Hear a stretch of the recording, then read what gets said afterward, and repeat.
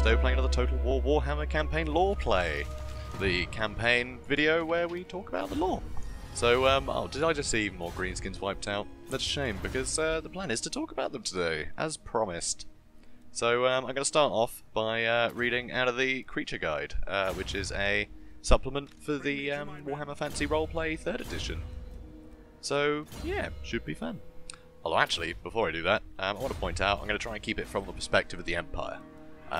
So that way it fits with this series, and if we do a Greenskin campaign later, then we can talk about more, you know, how great the Greenskin victories were, rather than how terrible they were, and, you know, vice versa. So, you know, should keep it thematic, which I think is fun.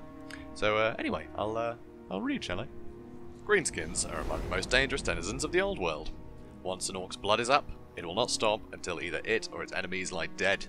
And a goblin mob can overwhelm even the strongest warrior. Unfortunately, greenskins are common throughout the old world.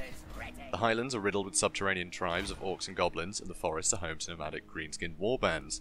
Throughout the Empire, patrols and watchtowers along the borders must be on constant alert, and road wardens must remain ever vigilant along the forest roads to protect the Emperor's people from the greenskin scourge. So again, you can sort of see they're a massive hassle. Right, much like, you know, the beastmen and cultists and all the rest of it. And I like to think that it's reflected in public order. But, obviously you don't get greenskin rebellions. But they did do that with Bretonnia. Which I think is really cool that they did that. Because most of the time when, you know, in the Warhammer world, when something bad is happening, it's because of some, like, greenskin or beastman or some horrible thing has turned up. So, I think it's good that it's actually reflected with Bretonnia. Shame it's not for the Empire though. It would be quite cool if it was just a random dice roll, you know, if it was sometimes a rebellion, sometimes beastmen, sometimes greenskins. I think that would reflect the world a lot better. But, you know, say la vie. And also here I just want to point out, see, I've got a trustworthy rating here in my diplomacy. I'm trying to keep that as best I can, because Karl Franz is an amazing statesman and a great diplomat, so if I was to start stabbing people in the back, I think that wouldn't be very law-friendly. You know, it's not in his agenda to sort of do that sort of thing. So, you know, I'm trying to keep that going. I think it's important. So anyway, the Goblinoid tribes. Tribes of orcs and goblins are usually led by the biggest, meanest individual. Might is always right in greenskin society, and the larger greenskins bully, and sometimes eat, the smaller ones. Infamous tribes are the Ironclaw Orcs, the Goblins of the Broken Nose, and the Red Fang Greenskins, which I'm pretty sure got wiped out at the start of this. Was that the Red Fangs? Anyway. They decorate their weapons, armour, and skin with patterns of their respective tribes. Most Greenskins fight on foot, but Orcs sometimes ride huge boars into battle. Goblins often ride giant wolves or giant spiders. The mountain tribes include trolls, and sometimes giants among their number. Greenskin tribes are often at war with each other, however, a powerful warlord sometimes unites the tribes by eradicating all his rivals. When Greenskins congregate, they are maddened by a strange mania inspired by their gods, Gork and Mork. When the power of the... now, you know, hold your ears, people. Wah! Or Warg, in Reichspiel, infects them, bloodlust spreads like wildfire, and such a horde can wreak havoc. The imperial provinces of Solland, for example, was obliterated by the Wah! Of Gorbad Ironclaw 800 years ago. So Solland was actually another province. Obviously not in this game, because it ceased to be 800 years ago. It got absorbed into Averland and Wissenland. But anyway, we'll get to that later. So again, to point to the campaign here, I was going to go through the woods there with Franz to get to Nuln, but actually, Grunberg, as we learned earlier, has got a big boat building industry. And that actually... there's an estuary that goes through Grunberg into the River Reich, and the River Reich actually flows past Kemperbad and then towards the Upper Reich, towards Nuln. So I like the idea of, you know, my army would stop off there, board some ships, get to Nuln quicker, alright, and then, you know, go to Wissenland to get rid of those orcs. Here though, Carrick Ziflin has decided to attack me. Now, this seems odd, right? That's not very law-friendly, right? You know, dwarves attacking people. But actually, there are always loads of disputes between the people of the Empire and the dwarves of the Grey Mountains, mainly over mining rights. So what I like to think, when Carrick Ziflin flip out and decide to declare war on me, is actually there's been some kind of mining dispute, and obviously a grudge has been called, because a load of, you know, Reichland miners have decided to start digging where they're not allowed. So obviously, the proud folk that the dwarves are, they're immediately going to go, right, time for war, because this grudge needs to be settled. So I may have to pay them off to end this war, which would make sense because you'd have to give some sort of recompense for the essentially their metal or ore or stone or whatever they took out of their mountain. So I think fair enough. Kind of makes sense if you think of it like that. And actually, the town of Ubersreich, which isn't in this game at all, which is a shame. It's right near Karakazgoraz, sort of in the south of the Reichland, and they actually have a load of dwarves on their council, which sort of to settle those matters, which I think is quite cool that that's sort of been built in. It's a very unique city in that respect, because most of the time the dwarves just sort of go about their day. They don't really get involved in politics.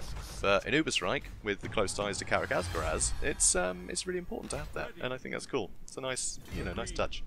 Also, you probably noticed while I was talking there, we just hired a Archlector as one of our lords, and I will be talking about them in episode. What episode is this? 5. It'll be 5.5. So the next non-campaign episode in this playlist, we'll be talking about the sort of structure of all of that. So more on him next episode. Okay, so here I'm trying to confederate with Wissenland, and honestly, I am trying to talk about Orcs, guys. I really am. But so much is happening. So here, I'm trying to get some money out of it. Now, that might seem a bit cheeky, but it isn't unknown for a tax to be placed during wartime. And seeing as how there's massive Crooked Moon tribe has taken over what is actually the capital of Wissenland, Wissenberg, is known as actually an independent state, but obviously not in this game because of the. Anyway, more on that in a bit. But here I get some money out of it, and it's not unknown to have a tax during wartime. That's a very unpopular thing that Boris Todbringer has done in Midland. He's put a 1 penny tax on, so a penny for a pound kind of thing. Just 1% tax, and everyone's outraged. So yeah. Anyway, so here I do get a bit of money out of it, and again, kind of law friendly because that tax is to support the army that's going to liberate the place. So I think that's fair. So right, Orcs. Okay, so again in the creature guide, there's a little short story here. It's only a couple paragraphs, but it sums up the Greenskins' attitude to each other and humans so brilliantly that I have to repeat it. So, the pack horses lay dead. Orc arrows had turned them into grotesque pincushions. From the forest's edge, a scrawny green-skinned fiend aimed its shortbow, ready to fire another arrow at one of the soldiers who encircled the terrified merchants. A large green fist smashed the goblin to the ground. "Mine!" growled Bozguz. The orc stomped from the tree cover, chopper in hand, while grinning at the soldier. 2 chops later, the man lay ruined in the dirt. The orc licked the warm gore, splattering his cheek. The murder thrilled him. As the rest of his warband poured from the trees, Bozguz laid into the knot of remaining soldiers. Halberds ripped to his green hide, but Bozguz snorted with derision and hacked about in fury. An armoured dwarf stepped into the slaughter, raising his axe in challenge. Bozguz roared with his chopper poised to strike. A gauntlet knocked Bozguz's brains out from behind. A mountain of dark green muscle, bound in iron, towered over Bozguz's prostrate form. A hobnailed boot crushed his skull as though it were paper. "Mine!" growled the Black Orc, baring its fangs at the surprised dwarf. So I absolutely love that narrative. Goblin about to kill a guy. An orc, bigger than the goblin, goes, "No, I want to kill him." And then an even bigger orc smashes his brains out because he wants to kill someone.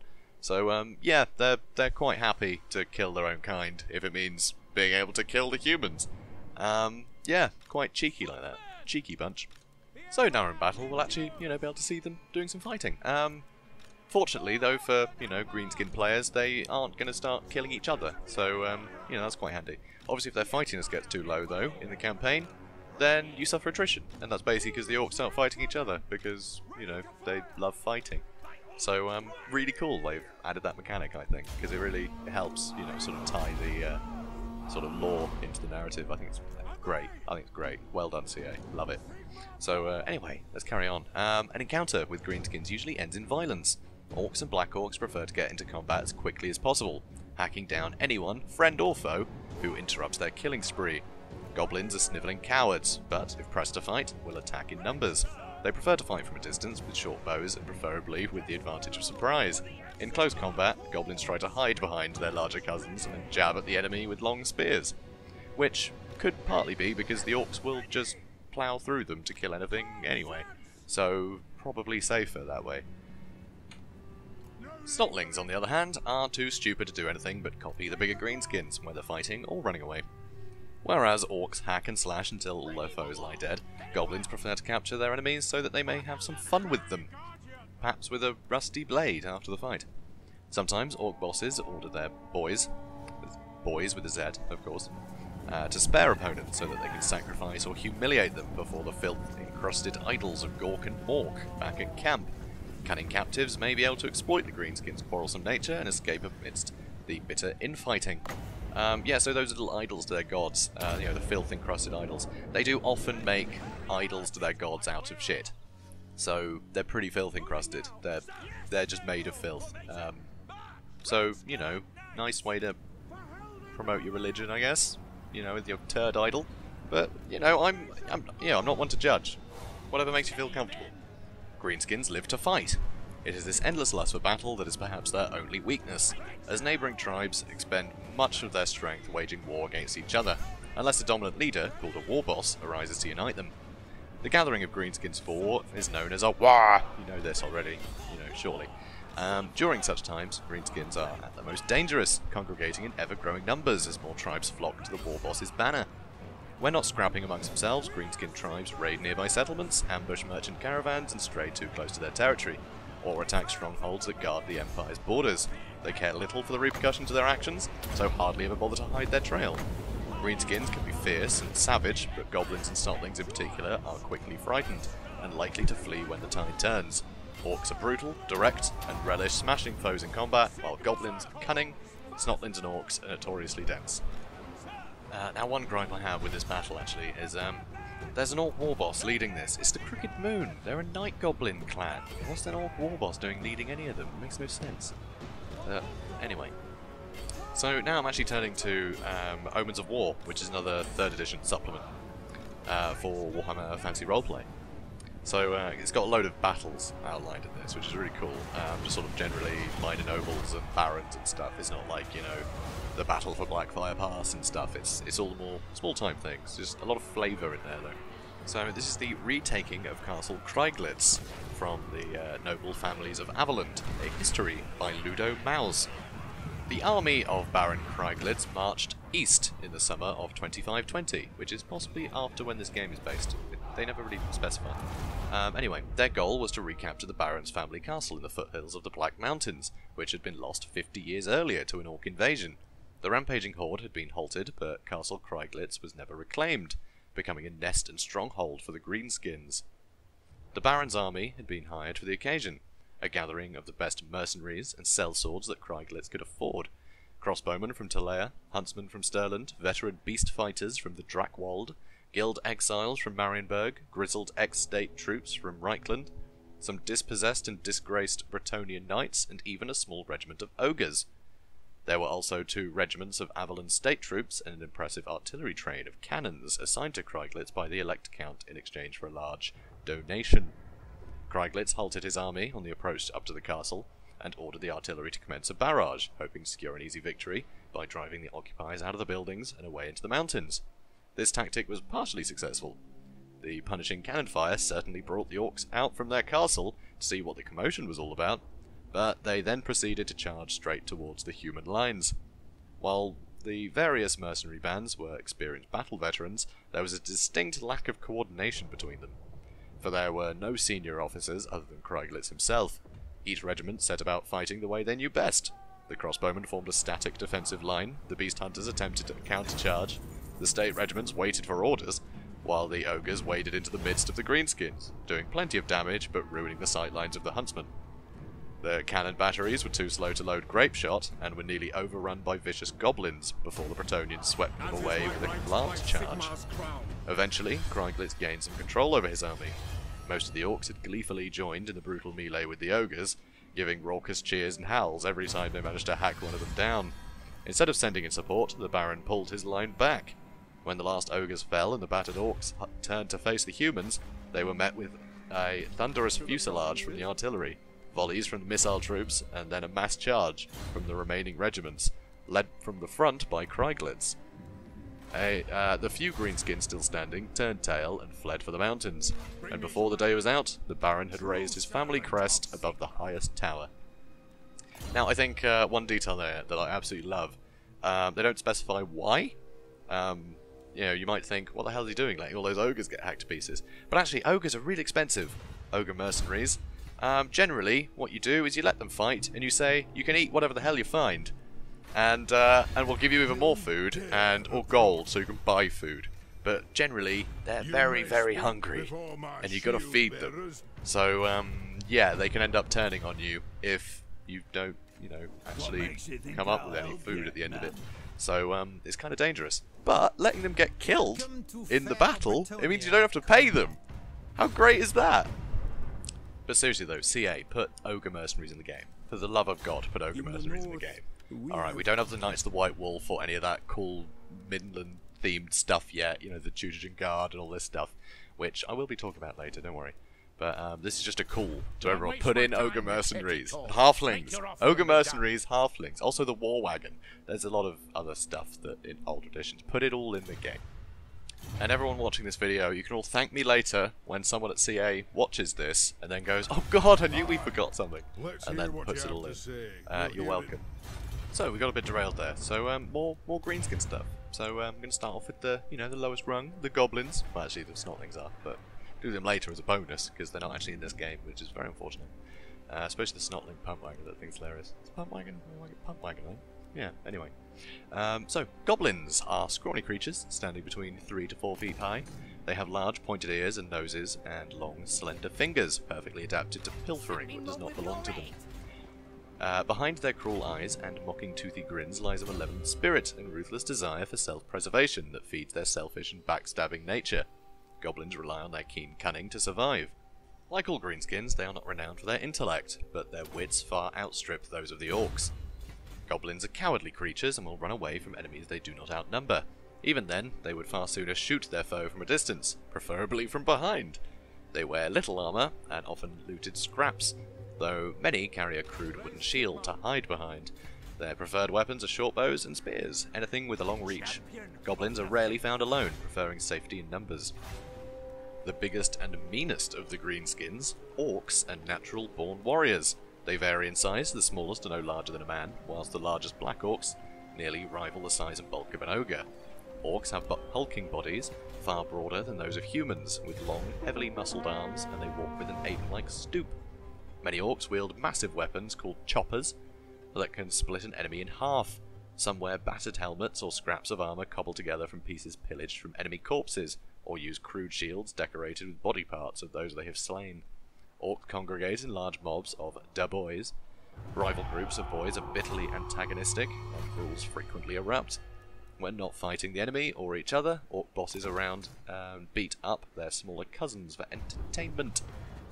The biggest, strongest, and meanest of the greenskins are known as black orcs.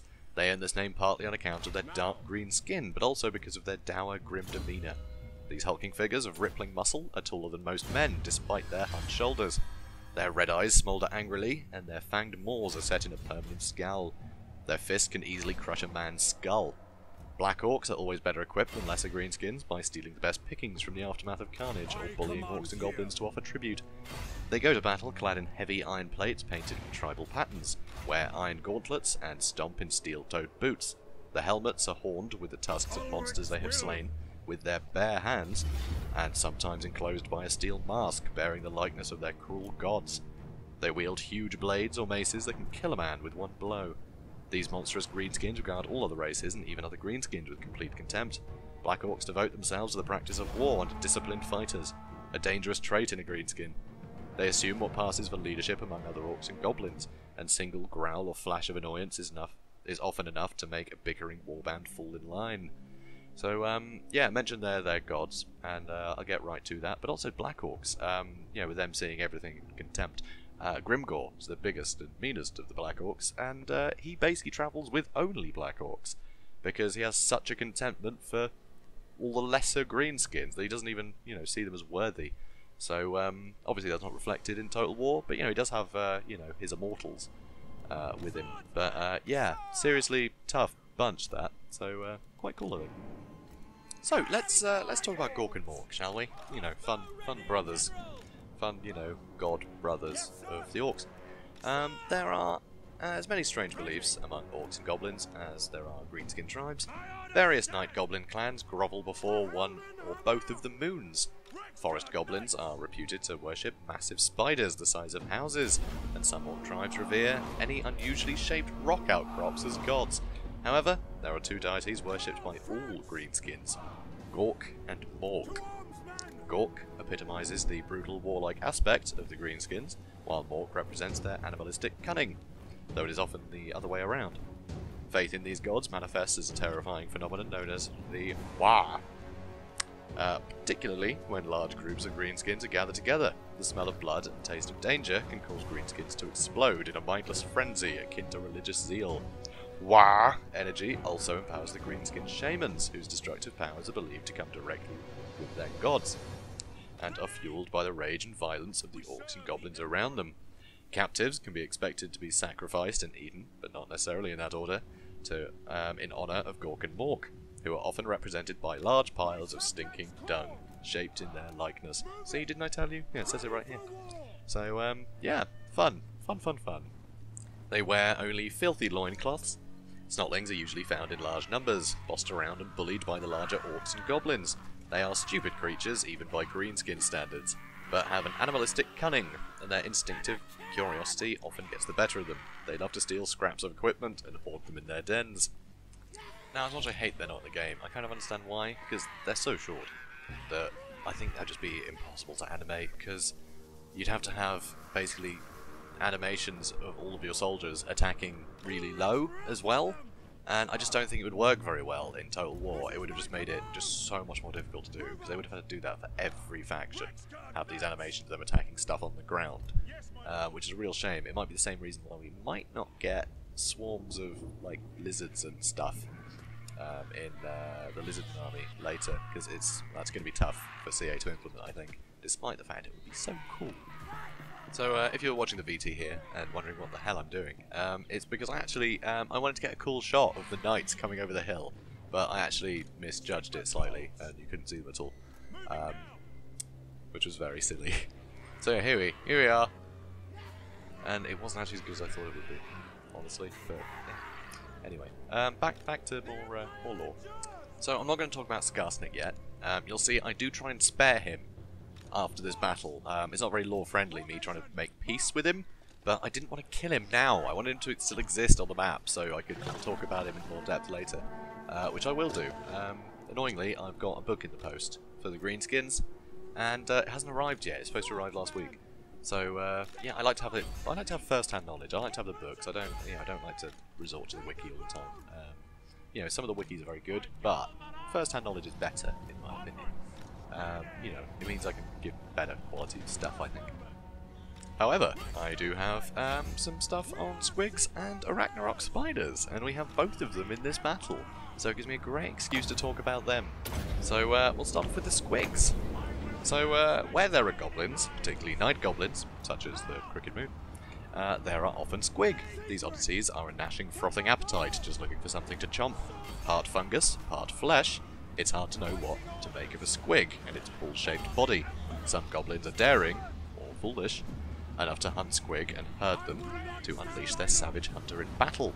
The most reckless, or dim-witted, of these squig hunters will even ride squigs into battle, as demonstrated in this battle. So that's cool. Squig resemble nothing so much as an enormous toothy maw on legs.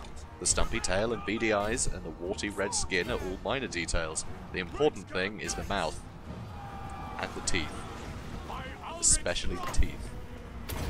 Also, you may have noticed my, owner of Banqueting Hall in Altdorf and Grey Wizard, Giovanni Mezzo, cast a brilliant mental pendulum there. Sorry I couldn't get a bit close up, but I was having to get the line troops back in line. Yeah, running all over the place. Okay, so let's talk about the Ragnarok. Deep in the wild forests of the old world lurk spiders of such immense proportions that they hunt giants for food. trapping them in massive webs. A single man is nothing but a tasty morsel for such monsters, and they have been known to wrap their sticky fronds around entire villages while folks sleep, waiting to pounce and spin their deadly cocoon around their victims when they blunder into the web.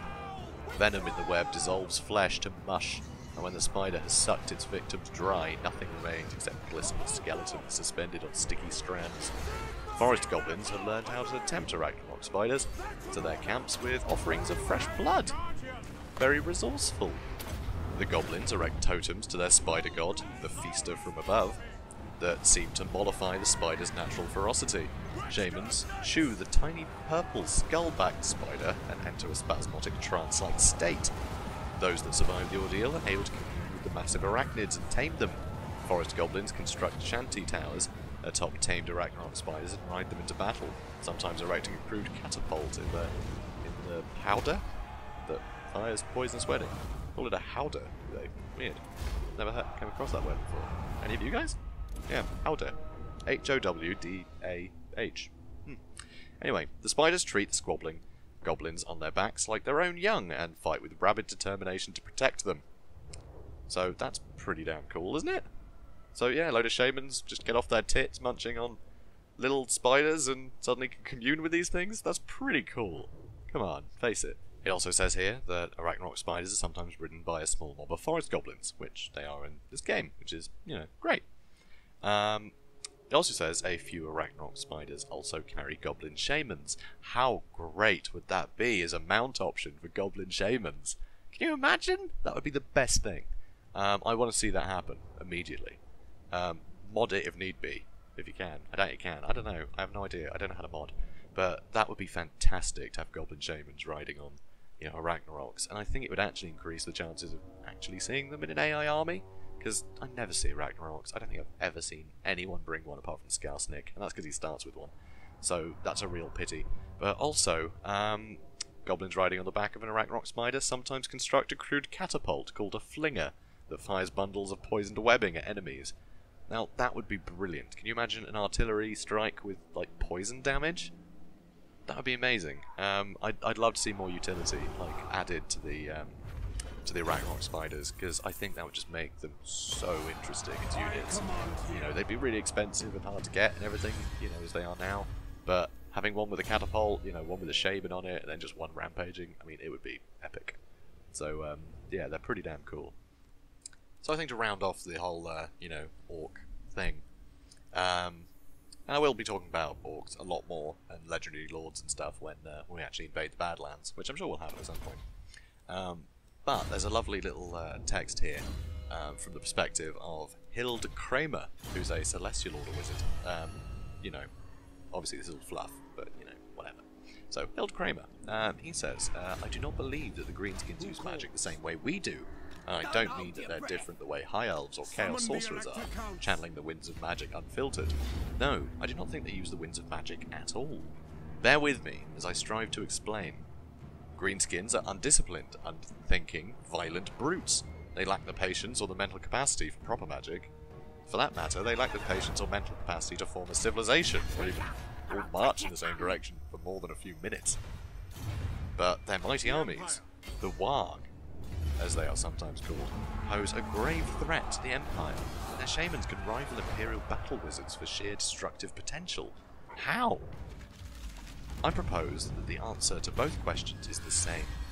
Some force links every orc and goblin together, something unconscious within them. It is what makes the orcs obey a powerful leader, allows them to form massive warbands. I believe that their shamans have the ability to harness this energy and unleash it in ways that look very much like magic to the untrained eye. As evidence, I suggest you look no further than the tendency of their shamans' heads to explode when surrounded by chanting and excited greenskins. And, I mean, that's, you know, that's how it is in all the fluff. He's spot on, actually, which is very rare, that a character, you know, in the fluff actually has something right. But, yeah, that War energy is what powers the shaman's magic, the same way it powers that sort of, you know, battle trance that all the orcs have that, you know, makes them march on things. You know, it's one and the same, which I think is a really cool trait of the Greenskins, that they just have this like insane power that just backs their tendency towards rampage. That could even be harnessed as magic, which, you know, that's just so orc, isn't it? Now, while I was talking about the Greenskins then, you may have noticed I got a new follower for Carl Franz. That was the Hedge Wizard. And basically Hedge Wizards are what they call unsanctioned wizards, right? They're not affiliated with any of the colleges. So a lot of wizards start out as Hedge Wizards, to an extent.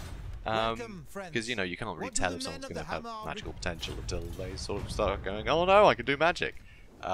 So that needs to be in check. So usually the colleges are taken in when they're very young.